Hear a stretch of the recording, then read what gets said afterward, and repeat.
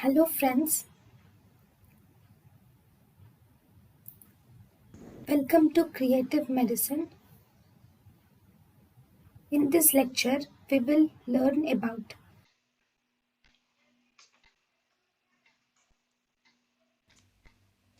Management of vesico-vaginal fistula. If the patient presents with vesico-vaginal fistula, first we should do surgical repair.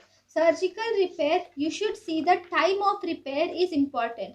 If the fistula is due to an obstructed labor, then we will repair it after 6 weeks.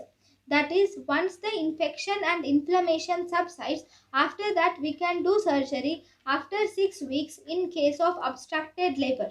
Second, if the repair is due to surgery, if it is due to surgery, then we have to diagnose it within 24 hours and do immediate repair. If the if the fistula is diagnosed, if it is due to surgery and if it is diagnosed after 24 hours, then we will have to wait for 6 weeks.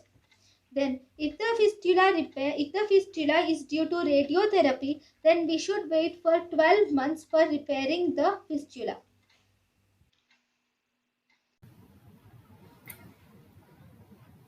thank you and thank you for watching.